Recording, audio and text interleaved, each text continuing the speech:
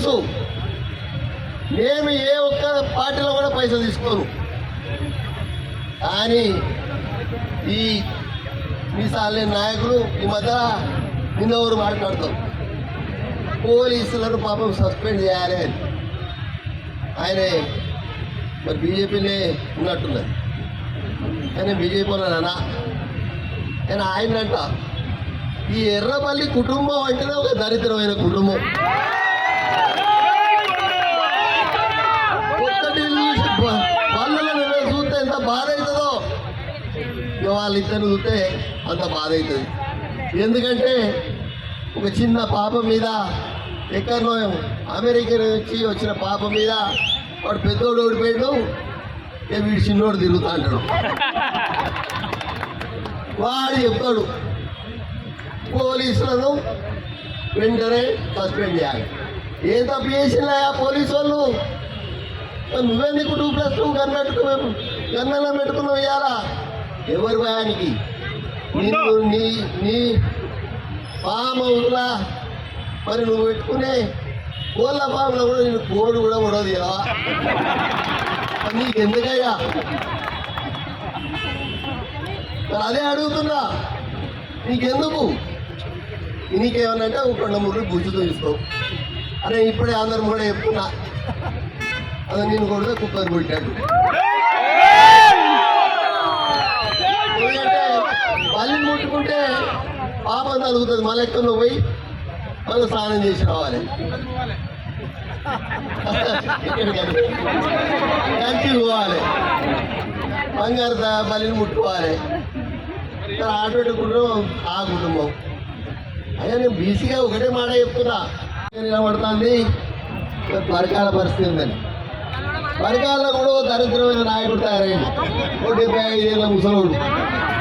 మన నాయకుడికి వచ్చాడు 2 కాళ్ళు అందుకోడు, బాధ మీద ఎక్కనే.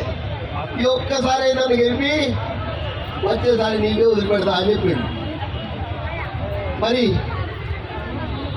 నాకు నమ్మకం ఉన్నది, రేపు మీ కొండా సుష్మా పటేల్ పరకాలకు ఈ 10 రోజుల్లో వస్తుంది. మరి వచ్చింది దీన్నే ఉన్నది. మరి వాళ్ళకు కూడా ఇబ్బంది జరగకుండా ప్రతి నెలలో 1 వారం కంపల్సరిగా మరి వారు ఎప్పుడు ఉంటుంది మా సుష్మిత గారు, నా బిడ్డ. మరి ఆ కొండమూర్తికి మాత్రం ఇవే నామినేటెడ్ పోస్టులు వస్తాయి. జెడ్పీటీసీలో గెలిపించుకోవాలి, ఎంపీటీసీలో గెలిపించుకోవాలి, కార్పొరేటర్లో గెలిపించుకోవాలి, మళ్ళా పైసలు ఇవ్వాలి, ఓట్లు వేయించుకోవాలి. నా పని ఇదే. ఎందుకంటే దేవుడు ఎవరికైనా రాసి పెట్టుకుంటాడో గదే జరుగుతుంది. కాబట్టి మీరందరూ మరి మా కుటుంబాన్ని 45 ఏళ్ళ బట్టి దీవిస్తారు.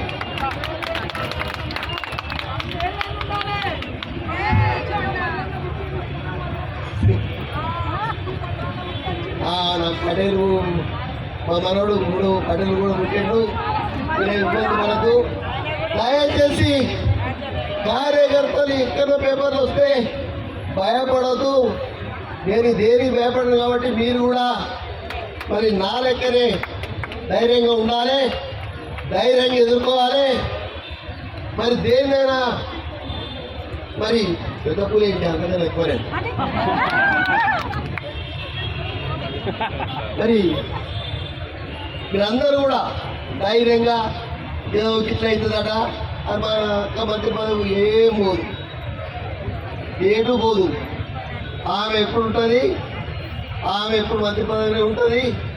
ఆమె మీకు సేవ చేస్తుంది, మరి మీకు ఫండ్స్ శాంక్షన్ చేస్తుంది, మీ వెనకనే ఉంటుందని తెలియజేస్తూ ఇలా రాహుల్ గాంధీ గారిని మరి ఈ వేదిక నుంచి చెప్తున్నా, వారికి శుభాకాంక్షలు తెలియజేస్తూ ఆ అల్లాను మరి ఆ దేవుళ్ళను మరి అందరూ కూడా ఆయనే ప్రధానమంత్రి కావాలని మీరందరూ ప్రార్థించాలని కోరుకుంటూ ముగిస్తున్నారు. మరి మధ్యలో మన వరంగల్లో కొంతమంది నేను రేవంత్ అన్నకి అదే చెప్పదలుచుకున్నా. అన్న కొంతమంది నాయకులు తెలుగుదేశంలో ఉండి దాన్ని ప్రశ్న పట్టించిన 15 ఏళ్ళు పాపం చంద్రబాబు నాయుడు ఓడగొట్టింది. మీరు మాత్రం మంత్రి పదవి అనుభవించారు. ఎవరైనా పూర్తి జీతాలకి ఇస్తున్నాడు అట్టే తీసుకుంటారు. అనుభవానికి ఎక్కువ లీడర్లు చూసినావా? చూడలే మనం. మరి ఆయనే పాపం కేటీఆర్ను తప్పుదో పట్టించిండు, కేసీఆర్ను తప్పుదో పట్టించిండు. అది నాశనం అయిపోయింది. ఈ మరి మళ్ళా మన కాంగ్రెస్ పార్టీకి వచ్చింది. ఎవరేం చేస్తున్నారో అనేది ఆయన ఎన్కౌంటర్లో స్పెషలిస్టు. మరి ఈరోజు ఇంత మాట్లాడుతుండు, మరి అన్ని కాడ ఇస్తున్నారు.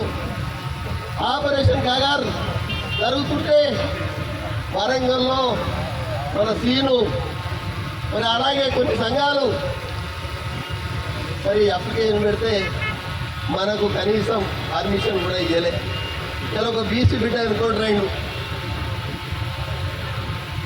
దాని గురించి మనం ఎవరు మరి మనం ఇక్కడ వాళ్ళు ఆలోచిస్తారు ఎంతకు ఈ కొండమూరు ఏంది అని. నేను మీకు ఒకటే మాట చెప్తున్నా, కొండమూరు లెక్క మీకు ఇద్దరు ఉంటే, కొండమూరు లెక్క మానవత్వం ఉంటే మీరు బయట పాటించిన వచ్చిన రాజీనామా చేసి మన గెలవాలి.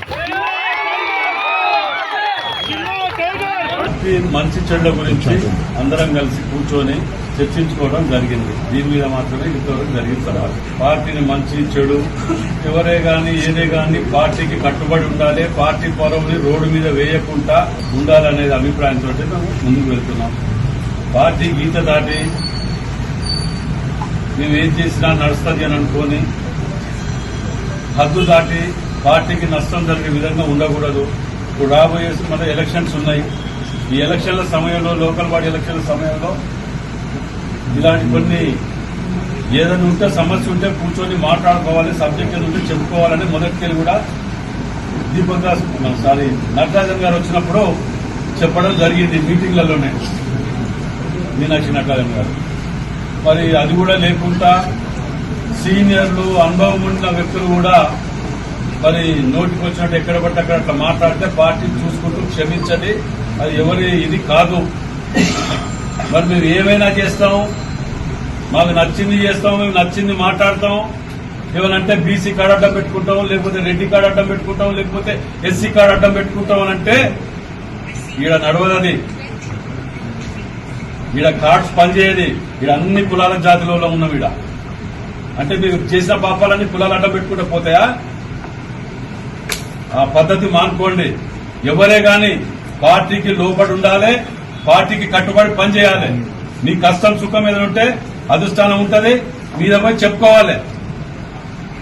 అంతేగాని ప్రతిదానికి ఏది రోడ్డు మీద పడి నేను ఏదో చెప్తే ఏదో ఎవరినో ఏదో అనుకుంటే ఇదైతే అనుకుంటే అది మంచి పద్ధతి కాదు. ఓ బాధ్యత గల ఉండి కూడా అలాంటి వ్యవహారాలలో మంచి చెడు ఆలోచించాలని మేము చెప్తున్నాం. పార్టీకి నష్టం జరగదా? ఎస్, బరాబర్ జరుగుతున్నది. ఫస్ట్ ప్రజలు ఏమనుకుంటారు, ఇన్ని కోట్లు ముఖ్యమంత్రి రేవంత్ రెడ్డి గారు తీసుకొచ్చి ఆడ ప్రెస్ మీట్ పెట్టి 1000 కోట్లు తీసుకొచ్చి ఇస్తే ఇదా మనం చేసుకునేది? మేము అధిష్టానాన్ని కూడా రిక్వెస్ట్ చేస్తున్నాం, మేము ఎక్కువ మోయదలుచుకోలే ఈ పాపాలని, మీరు కూడా ఆలోచన చెయ్యాలి. అధిష్టానాన్ని రిక్వెస్ట్ చేస్తున్నాం మేము ఇప్పటికి కూడా. ఎందుకంటే ఇది చూస్తూ పోతుంటే ఎక్కడ ప్రతి కాన్స్టిట్యున్సీలో ఒక లొల్లి. ఎవరి కోసం ఇది? పొద్దుగా లేస్తే ఒక్కొక్కరు సన్న బియ్యం అని, 500 బోనస్ అని, ఇటు పోతే ఇంద్రమ్మ ఇండ్లు అని, ఎవరి కష్టాలలో వాళ్ళు పట్టుకొని కాన్స్టిట్యున్సీలలో గల్లీ గల్లీలా పొద్దుగా లేస్తే లేబర్ అడ్డ మీద వెళ్ళినట్టు పోయి తిరుగుతున్నాం. ఒలికి ఒక్కొక్క ఇటుక బిడ్డ పట్టుకుంటా వరంగల్ జిల్లాని కట్టుకుంటూ వస్తుంటే కూలగొట్టుకుంటూ పోతుంటే మనది మనం కూలగొట్టుకుంటే దానికి ఎవరేం చేస్తాడంటే ప్రతిపక్షాలకు జవాబు దొరకలేదు మనం చేసే పనులకు. అట్లాంటి తరుణంలో మనది మనం చేసుకుంటే ఎవరికి చెప్తారు?